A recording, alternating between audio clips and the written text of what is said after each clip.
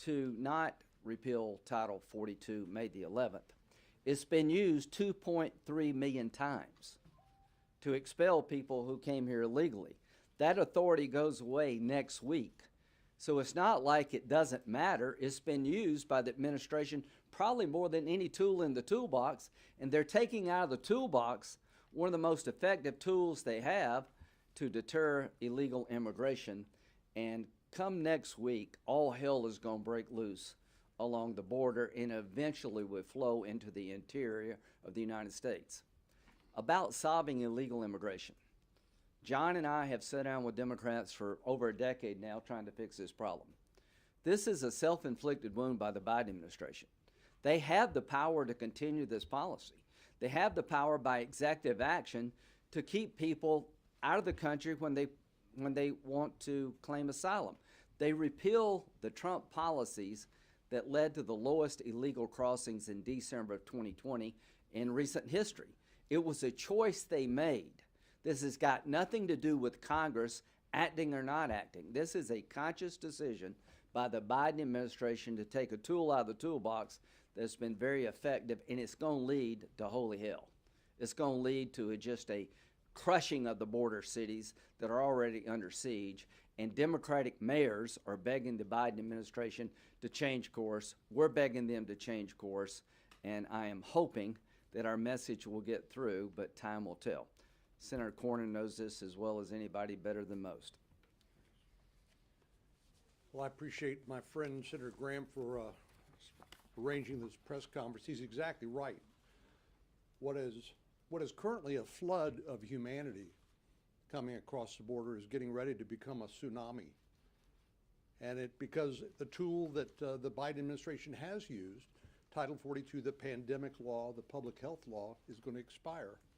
And unless they put something else in its place to plug that hole, you're going to continue to see more and more people encouraged by the prospect of being able to successfully make it across the border into the interior of the United States.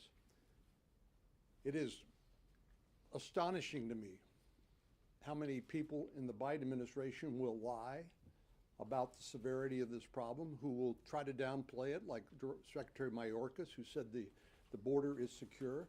Well, if the border is secure, why is President Biden sending 1,500 active duty military down to the border?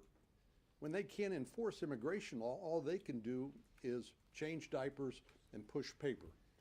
In other words, under the law, they can only perform administrative functions. But this disaster has so many different effects.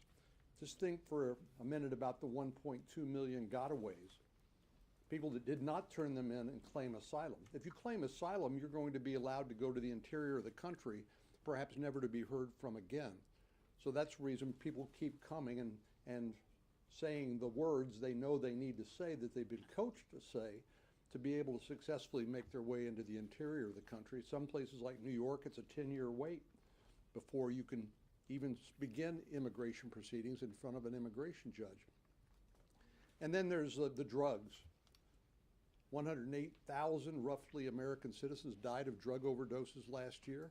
71,000 of those fentanyl.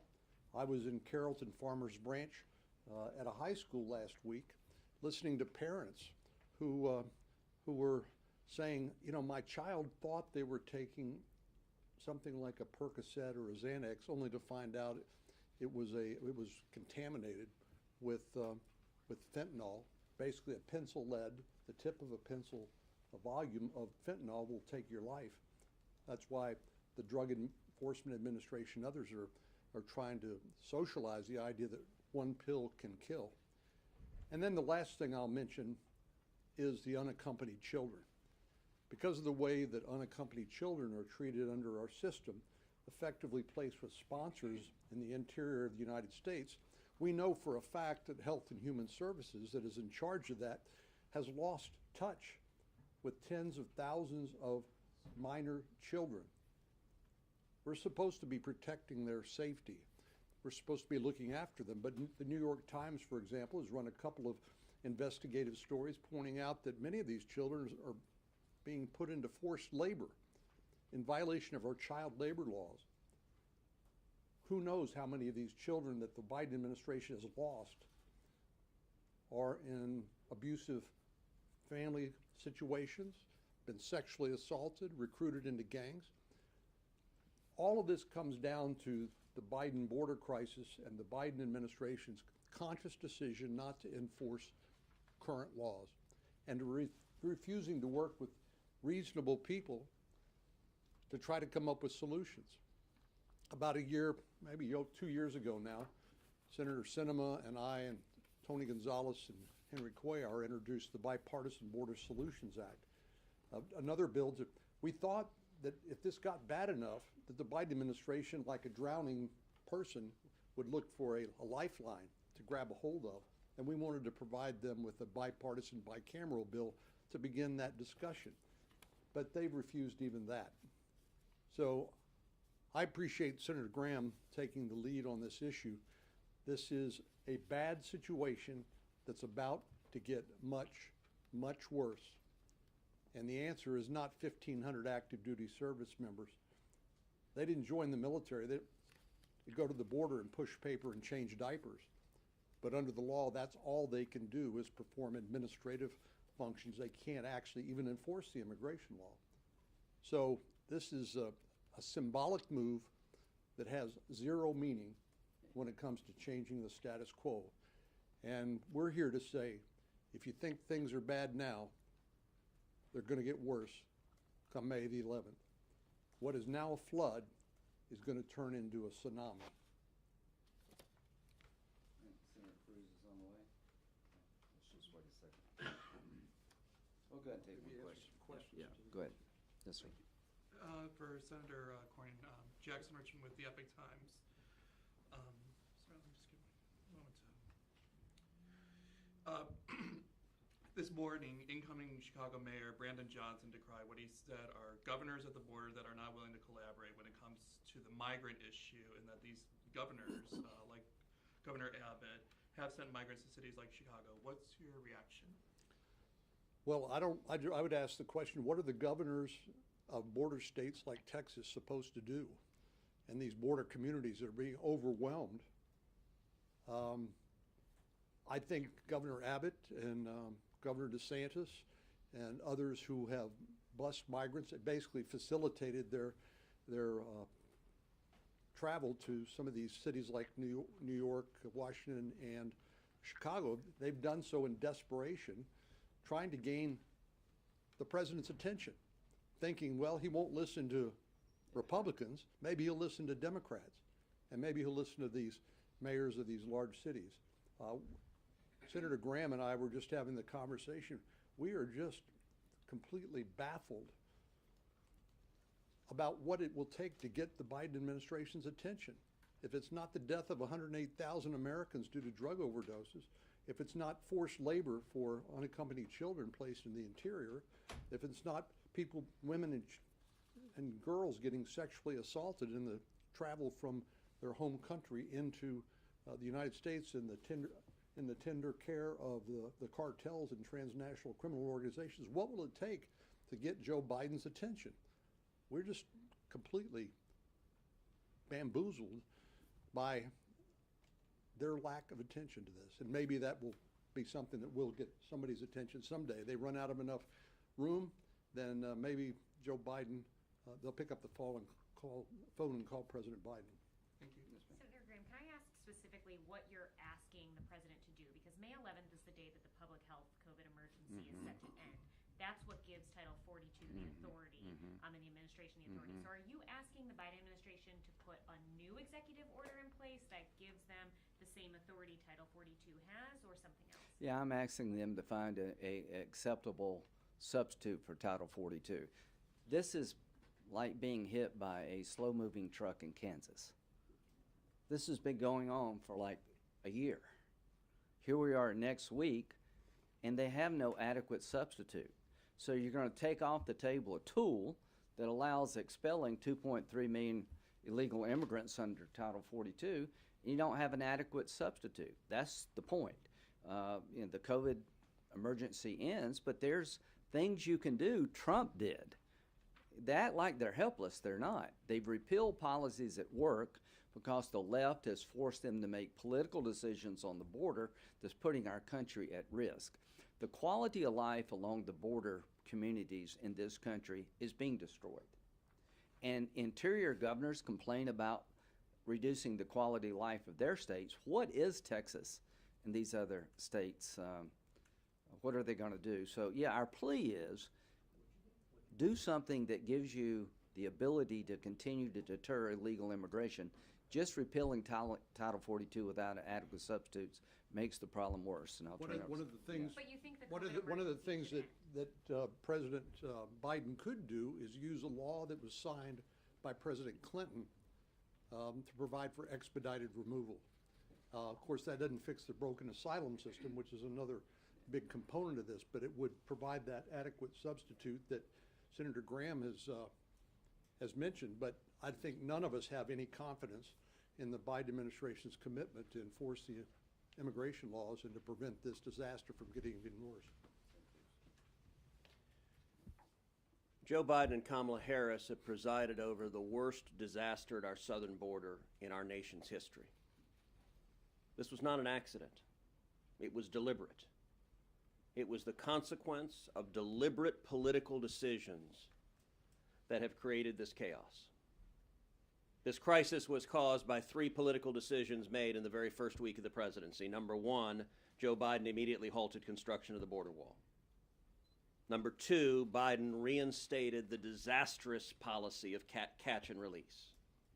And number three, Biden pulled out of the incredibly successful Remain in Mexico agreement. The consequence of those political decisions was catastrophic. We went from the lowest rate of illegal immigration in 45 years, which is what Joe Biden inherited, what we had in 2020 under Donald Trump, success. And Biden and Harris came in and turned success into failure, not just failure, abysmal failure. They didn't just go back to Obama-level illegal immigration.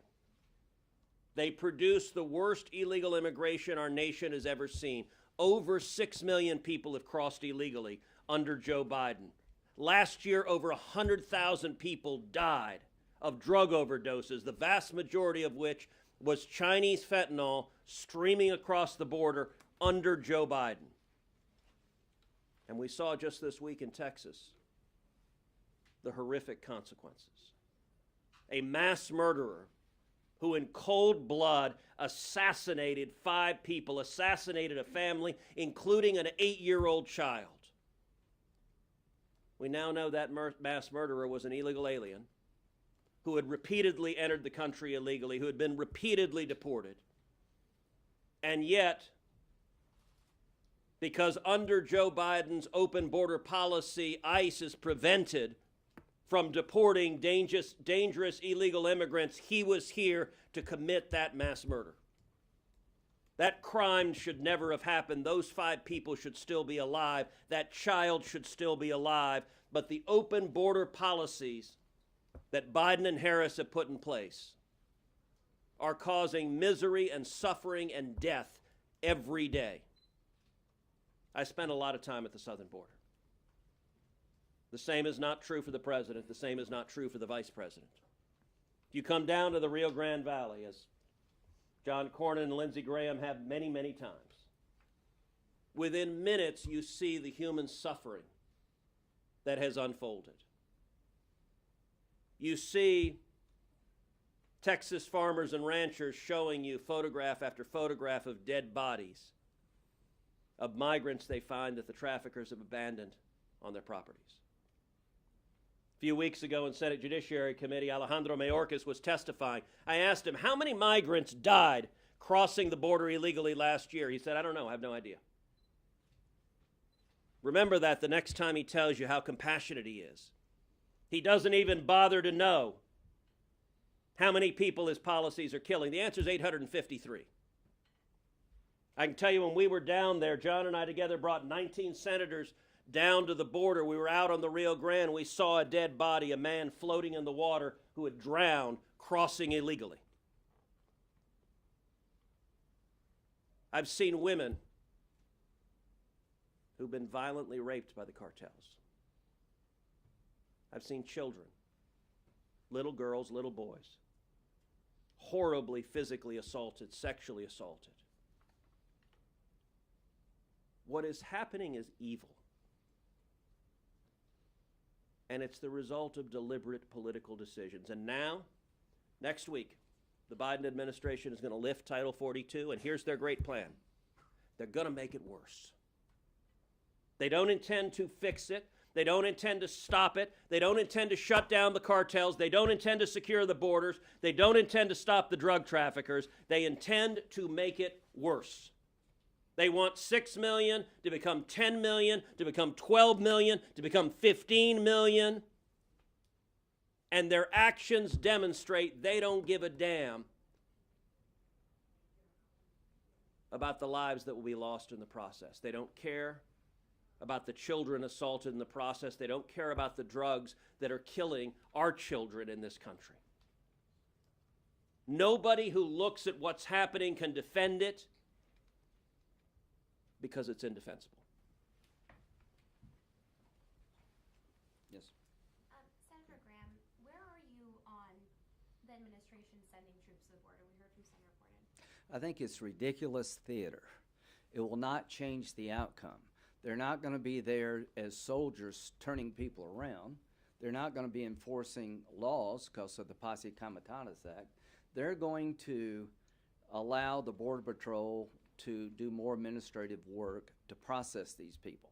They're not doing anything to deter the entry to the country. So it is political theater. It doesn't change the dynamic.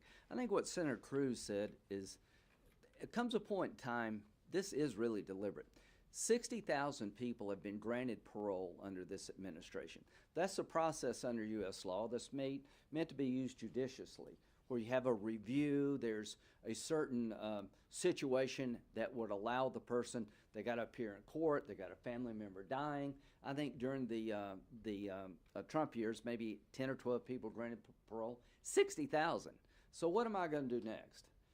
With these gentlemen from Texas, senators, we're explaining to the country that next week's going to be a bad week and you could avoid it if you chose to. The 1,500 soldiers are not going to do a damn thing. But I intend to disclose and uncover, I think, a conscious abuse of the law to allow people in through a process that I don't think the law ever intended. So I think Exhibit A as to whether or not this administration wants to get as many people in the country as they can is going to be how they abuse the parole system. Did you feel the same about it being theater when Trump sent troops to the border in 2018? I feel that Donald Trump did the best job in my political lifetime. When Donald Trump did something, it worked. Everything he did, as Ted suggested, worked. The Triangle Agreement with the three Northern Triangle countries where they would process asylum claims took the problem off the table. You had the lowest illegal crossings in December of 2020, as Senator Cruz said, in 45 years. So I would suggest that if you want to compare the Trump performance on the border to Biden, it's an easy comparison to make. What am I urging the Biden administration to do? Because Trump did it doesn't mean you can't do it. Your country is being destroyed by illegal immigration. Your own democratic cities are being overwhelmed. As Ted and John have talked about, the human misery is beyond one's imagination. You can literally repeat what Trump did to gain control over the situation if you chose to. Now, why can't they do that? Because the radical left owns this administration. The parole policies are being pushed by people who want everybody in the world to come here. The change in border policy was driven by a group of people on the left of the Democratic Party that believes we should have open borders. And if you don't get that by now, you have missed a lot. Let me add something on that. Look, sending troops to the border can have an enormous positive effect. There's no doubt boots on the ground matter, whether it is military troops, whether it is National Guard, whether it is Texas DPS officers, whether it's Border Patrol agents. Boots on the ground are an important part of how you secure the border. However, under Joe Biden, the 1,500 troops he's sending will accomplish nothing to secure the border, and they're not designed to, and here's why. The troops on the border are beneficial if you have a policy that when you apprehend someone, you deport them. Then the troops on the border are helpful for apprehending people coming across. As long as the Biden administration keeps in place catch and release, he could send 1,500 troops, he could send 10,000 troops, he could send 100,000 troops. It would do nothing to secure the border. Why? Because every illegal immigrant they encounter, they would hand over to the Biden administration, and the Biden administration would let them go. Actually, more than let them go, would put them on a plane or put them on a bus and take them to whatever city in America they want to go to. Joe Biden is the last mile of the human trafficking network. And to understand just how horrific it is, I'd encourage you to go back to Alejandro Mayorkas' testimony before the Senate Judiciary Committee, which all three of us vigorously questioned him at the time. And there was one moment in that questioning when I put up a poster board, and it had a series of pictures of colored wristbands. And I asked him, I said, Mr. Secretary, what are these colored wristbands? And his answer, he said, I don't know, I have no idea. I got to admit, that answer actually surprised me. Very little he said in that hearing surprised me. That answer astonished me. And my response to him, I said, Mr. Secretary, you have just told the American people that you are utterly incompetent at your job, and you do not even care about doing it. Why? Because just about every illegal immigrant who crosses the border has one of those colored wristbands around their wrist. If you stand on the banks of the Rio Grande, as I have, as Lindsey has, as John has, you'll see hundreds, you'll see thousands of colored wristbands in the grass. For him to say he didn't know what they are tells me he's never stood on the banks of the Rio Grande. He's never even bothered to ask the Border Patrol agents, hey, what's going on here? The colors on the wristband correspond to how many thousands of dollars the illegal immigrants owe the cartels. Virtually all of them come in massive debt to the cartels. And the color coding, look, for the cartels, these are not human beings, these are cargo. That's how they treat them. And you have teenage boys who come in, they owe $3,000, $4,000, $5,000 to the cartels. The Biden administration sends them to your city, whatever your city is, they send them there. And those teenage boys are working for the drug cartels, and they have to work for the drug cartels because they'll murder their families back home if they don't. So every city in America is getting an influx of criminals working for the drug cartels, courtesy of Joe Biden and Kamala Harris. And I'll tell you, as bad as it is for the boys, the girls have it a lot worse. There are thousands upon thousands of girls in sex slavery right now, in forced prostitution. I look at those wristbands as modern-day leg irons. And for the Secretary of Homeland Security to say, I don't even know what they are, tells you that he has not spent one day going into the office saying, I'm going to do my job today. Tell me what's happening at the border and how we stop it. He's not trying to stop it.